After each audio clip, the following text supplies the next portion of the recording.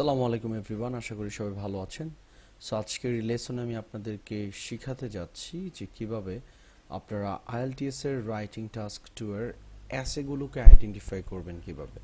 So এর মধ্যে আমাকে অনেকেই আমাদের স্টুডেন্ট বলেন বা অনেকেই যারা আইএলটিএস প্রিপারেশন নিচ্ছেন, আপনারা অনেকে প্রায় আমাকে একটা কোয়েশ্চেন করেন যে লাইক স্যার আমরা এই কোয়েশ্চেনগুলোকে আইডেন্টিফাই করব কিভাবে, যে আমি বুঝবো কিভাবে যে এটা আমার আর্গুমেন্টেটিভ অ্যাসে না নন আর্গুমেন্টেটিভ অ্যাসে আর অ্যাডভান্টেজ ডিসঅ্যাডভান্টেজ অ্যাসে।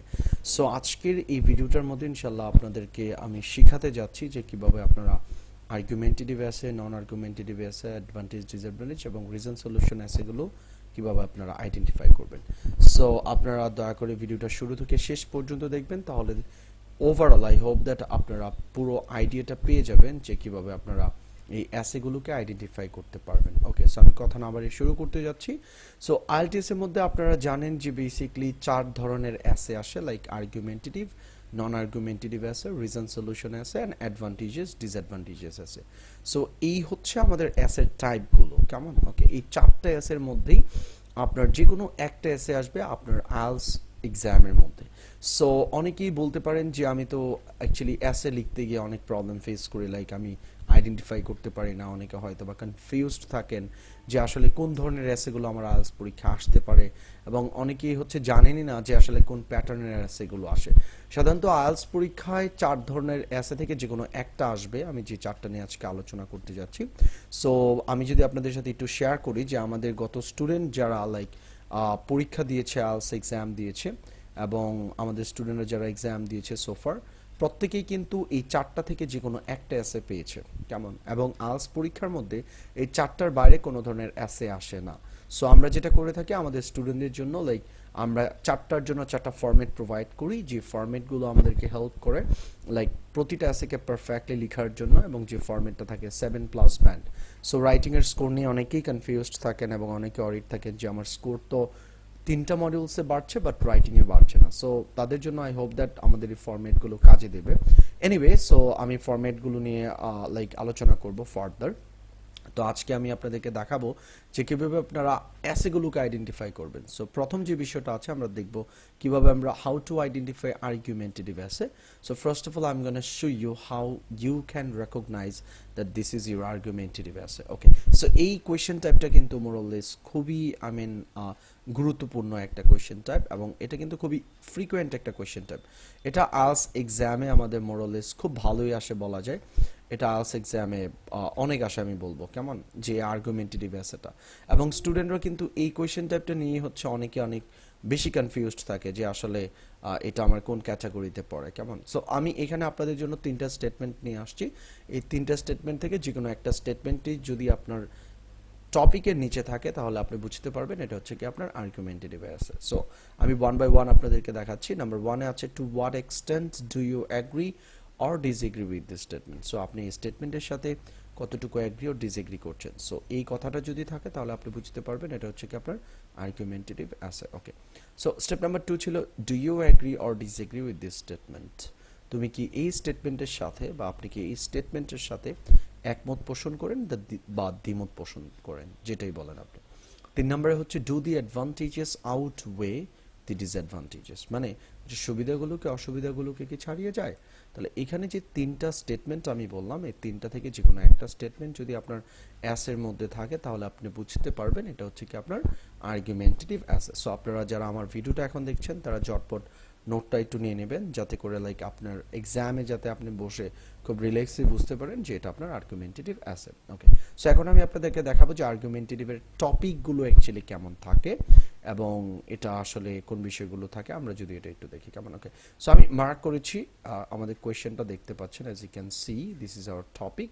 সো আমি টপিকটাকে যদি একটু বোল্ড অ্যান্ড একটু ফন্টটা যদি একটু বাড়িয়ে নিই তাহলে আপনাদের জন্য একটা ইজি হবে। ওকে, as you can see এখানে আমাদের হচ্ছে লাইক টপিকটা হচ্ছে nowadays students are highly motivated to study abroad for better opportunities. So স্টুডেন্টরা বিদেশে পড়াশোনা করার জন্য অনেক বেশি মোটিভেটেড for better opportunities, ভালো কিছু অপরচুনিটির জন্য। সো এখানে বলা আছে স্টেটমেন্টটা যে do the advantages outweigh the disadvantage. So এই কথাটা থাকার কারণে আমরা বুঝতে পারবো যে এটা হচ্ছে কি আমাদের আর্গুমেন্টেটিভ অ্যাসে।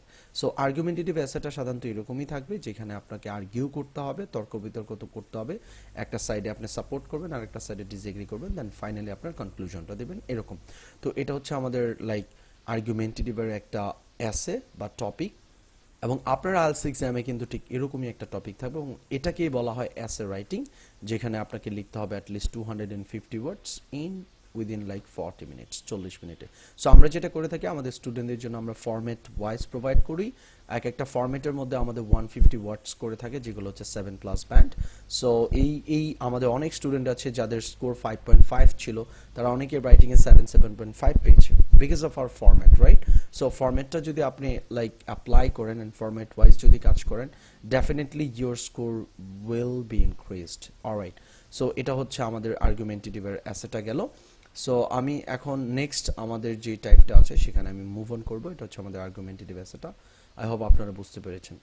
নেক্সট ওয়ান যে কোয়েশ্চেন টাইপটা আছে, এটাকে বলা হয় how to identify non argumentative essay. So আমি আপনাদেরকে এখন দেখাতে যাচ্ছি যে কিভাবে আপনারা নন আর্গুমেন্টেটিভ অ্যাসেটাকে আইডেন্টিফাই করবেন। ওকে, সো নন আর্গুমেন্টেটিভ অ্যাসেটা আইডেন্টিফাই করার জন্য আমাদের এখানে একটাই স্টেটমেন্ট। সো সাধারণত এই একটা স্টেটমেন্টই আপনার এখানে থাকবে। সো আমরা যদি স্টেটমেন্টটা একটু দেখি আর কি কেমন। ওকে, সো আমি একটু ঠিক করে নিলাম এটা। সো বলা হচ্ছে discuss both this views and give your own opinion. যদি এই কথাটা থাকে তাহলে আপনি বুঝতে পারবেন এটা হচ্ছে কি আপনার নন আর্গুমেন্টেটিভ অ্যাসে। নন আর্গুমেন্টেটিভের অ্যাসে মানে হচ্ছে যেই অ্যাসেটার কোনো তর্ক বিতর্ক থাকে না, এটার ডেসক্রিপটিভ একটা অ্যাসে টাইপ থাকে। ওকে, সো এখন আমি আপনাদেরকে দেখাবো যে আসলে কোয়েশ্চেনটা, অ্যাসের কোয়েশ্চেনটা আসলে কীরকম থাকে। আমি যদি টপিকটা এবং এই কোয়েশ্চেনটা যদি আপনাদের জন্য একটু বোল্ড করে নিই, তাহলে আর একটু সুবিধা হবে আপনাদেরকে বোঝাতে। ওকে, সো আপনারা দেখতে পাচ্ছেন আমার স্ক্রিনের মধ্যে এখানে বলা আছে, আমার টপিকটা মার্কও করে রেখেছি আমি। টপিকে বলা আছে যে some people like to read online news papers, on the other hand others prefer to read paper based news paper. So আমাদের এখানে দুইটা স্টেটমেন্ট আমরা দেখতে পাচ্ছি। একটা স্টেটমেন্ট এখানে বলা আছে যে কিছু মানুষ অনলাইন নিউজ পেপার পড়তে পছন্দ করে এবং কিছু মানুষ হচ্ছে কি পেপার বেসড নিউজ পেপার পড়তে পছন্দ করে।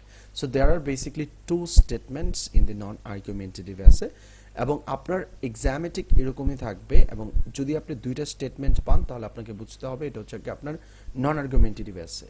এছাড়াও আপনার নিচে এরকম থাকবে, আপনার টপিকের নিচে বা কোশ্চেনের নিচে, যে discuss both this views and give your own opinion.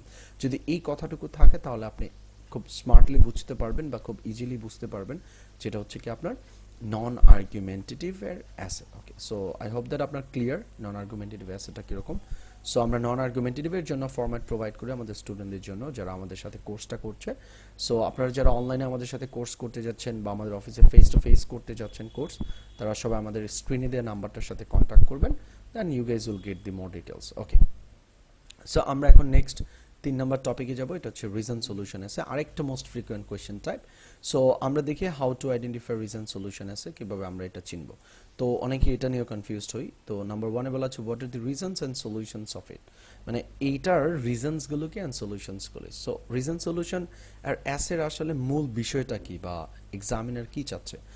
Reason সলিউশনের as মানে হচ্ছে যেখানে আপনার একটা স্পেসিফিক প্রবলেম থাকবে, and based on that problem you have to sort out some of the reasons, and then you have to find out some of the solutions as well. So you have to talk about both things, the reasons why it's happening, and you have to talk about some of the measures or the steps that will help you to sort out that problem. So এটাকে বলা হয় reason solution as. Number 2-তে থাকতে পারে যে what are the causes and solutions of it. So আমাদের reason সলিউশনের অ্যাসের টপিকের নিচে এখানে দুই থেকে যে কোনো একটা স্টেটমেন্ট থাকবে, এবং যে কোনো একটা থাকলে আমরা বুঝতে পারবো এটা হচ্ছে কি আমাদের রিজন অ্যান্ড সলিউশন আর অ্যাসে। ওকে, সো এখন আমরা একটা টপিক দেখি, চলেন এই টপিকটা যদি আমি একটু আপনাদের জন্য বোল্ড করে নিই। সো এখানে আমি আপনাদেরকে এখন একটা টপিক দেখাবো, যে টপিকটা এবং এই টপিকের নিচে আসলে কোয়েশ্চেনটা কেমন থাকতে পারে, তাহলে আপনাদের জন্য এটা আরও ইজি হয়ে যাবে। অ্যাজ ইউ ক্যান সি আমাদের এখানে হচ্ছে এরকম বলা আছে, টপিকটা আমি পড়ছি, traffic jam has been one of the biggest problems for everyone in all over the world. এখানে বলা আছে আমাদের যে ট্রাফিক জ্যাম একটা বিগেস্ট একটা প্রবলেম হয়ে দাঁড়িয়েছে in all over the world, সারা বিশ্বের মধ্যে। সো এটার রিজনগুলো কি, what are the reasons and solutions for it, এটার রিজনস অ্যান্ড সলিউশনগুলো কি সেটা আমাদেরকে কি করতে হবে এখানে লিখতে হবে, কেমন? ওকে, সো আমাদেরকে এখানে কি করতে হবে, লাইক ট্রাফিক জ্যামের রিজন অ্যান্ড সলিউশনগুলো, ট্রাফিক জ্যাম অ্যাকচুয়ালি কেন ঘটছে এবং এটার সমাধানটা কি হতে পারে সেটা আমাদেরকে কি করতে হবে, এখানে লিখতে হবে। অলরাইট, সো আমরা এখন যে কাজটা করব সেটা হচ্ছে এই টপিকের জন্য আমাদেরকে কিছু রিজন বের করতে হবে এবং সলিউশন বের করতে হবে। এটাকে বলা হয় হচ্ছে কি আমাদের reason and solution essay. So আশা করি এটা আপনারা বুঝতে পেরেছেন এবং রিজন সলিউশনের জন্য আমরা আলাদা কি করব, ফরম্যাট একটা ফলো করব এবং ওই ফরম্যাট দিয়ে আপনি যে কোনো ধরনের রিজন সলিউশন অ্যাসে আসলে কিন্তু লিখতে পারবেন। অলরাইট, সো আমরা এখন চলে যাচ্ছি লাস্ট কোয়েশ্চেন টাইপ, সেটা হচ্ছে অ্যাডভান্টেজেস অ্যান্ড ডিসঅ্যাডভান্টেজেস আছে। সো অ্যাডভান্টেজেস ডিসঅ্যাডভান্টেজেস অ্যাসে চেনার জন্য আমাদের এখানে দুইটা স্টেটমেন্ট আছে as you can see. So আমি ওইটা একটু বোল্ড করে নিচ্ছি আপনাদের জন্য and I'm gonna increase the font size as well. Okay, keep it 14 is okay. Okay, that's cool. Okay, so number 1 এ বলা আছে what are the advantages and disadvantages of this development. So এই ডেভেলপমেন্টের আসলে সুবিধা এবং অসুবিধাগুলো কি আপনাকে এটা লিখতে হবে। নাম্বার 2 তে হচ্ছে what are the merits and demerits of it. এটার আসলে সুবিধা, merits and demerits of it, মানে এটার অ্যাডভান্টেজেস অ্যান্ড ডিসঅ্যাডভান্টেজেস গুলো কি। সো এটা আসলে আমরা অনেকেই মেরিটস অ্যান্ড ডিমেরিটস দেখলে কনফিউজড হয়ে যায় যে আসলে এটা কোন ক্যাটাগরির অ্যাসে হতে পারে। সো যদি আপনার এরকম থাকে তাহলে আপনাকে বুঝতে হবে এটা হচ্ছে কি আমাদের advantages and disadvantages essay.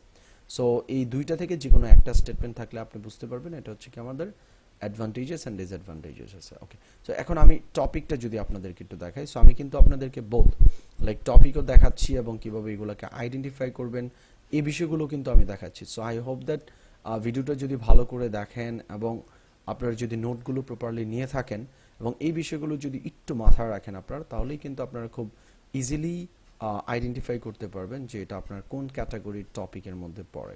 So টপিকটা হচ্ছে this days, I mean nowadays people tend to use the internet, মানুষ ইন্টারনেট ব্যবহার লাইক জেনারেল ইন্টারনেট ব্যবহার করে for completing their daily activities, তাদের daily activities as well as their official work, তাদের official কাজগুলো এবং ডেইলি অ্যাক্টিভিটিসগুলো করার জন্য মানুষ কি করছে, ইন্টারনেট ব্যবহার করছে।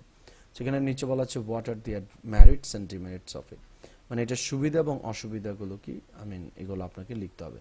সেটা হচ্ছে আমাদের টপিকটা এবং এই বিষয়গুলো আমাদেরকে হেল্প করা হচ্ছে কি করার জন্য, আইডেন্টিফাই করার জন্য।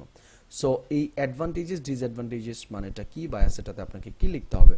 এখানে দেখতে পাচ্ছেন যে ইন্টারনেট ইউজের বিষয়টা নিয়ে একটা ডেভেলপমেন্টের কথা বলছে এবং এই ডেভেলপমেন্টের উপর বেস করে আপনাকে কি করতে হবে, কিন্তু এটার সুবিধা এবং অসুবিধাগুলোকে আপনাকে বলতে হবে। That's all about it. So এই হচ্ছে আপনার অ্যাডভান্টেজেস অ্যান্ড ডিসঅ্যাডভান্টেজেস এসেগুলো চিনার উপায়। So that's all about our session for today.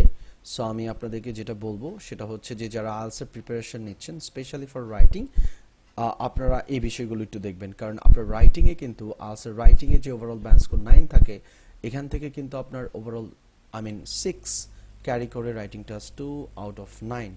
So definitely আপনাকে টাস্ক 2 এর উপর এমফাসাইজ করতে হবে। এবং আরেকটা বিষয় যদি আমি আপনাদের সাথে শেয়ার করি, সেটা হচ্ছে যে অনেকেই হয়তো বা আসলে কনফিউজড হয়ে যান যে আমার কি টাস্ক 1 এর উপর জোর দেওয়া উচিত না টাস্ক 2 এর উপরে। আমি ডেফিনেটলি বলবো টাস্ক 2 এর উপর এমফাসাইজ করবেন, বিকজ এটা কিন্তু আপনার 70% মার্ক ক্যারি করে, কেমন, আর জাস্ট অনলি 30% মার্ক ক্যারি করছে task 1। So emphasize on the task 2 rather than your task 1, because your task 2 carries more mark than the task 1. So definitely task 2 নিয়ে সবাই একটু properly কাজ করবেন, ইনশাআল্লাহ you guys will get a good score hopefully, right? Alright, so এই হচ্ছে আমাদের টপিকের বিষয়গুলো ওভারঅল। সো আপনারা যেটা করতে পারেন লাইক এই টপিকগুলো এবং এই বিষয়গুলো আইডেন্টিফাই করার জন্য আমাদের এখানে যে নোটসগুলো আছে এগুলো আপনারা নিতে পারেন অ্যান্ড প্রপারলি দেখতে পারেন। আর আমরা যেটা করতে যাচ্ছি, very recently we are going to start our online batches and the face-to-face batches. We are conducting the face-to-face IELTS classes as well as the online classes. So আপনারা যারা আমাদের সাথে কোর্সে জয়েন করতে যাচ্ছেন IELTS এর, we have basically 2 courses. One is a long course, another one is a short course.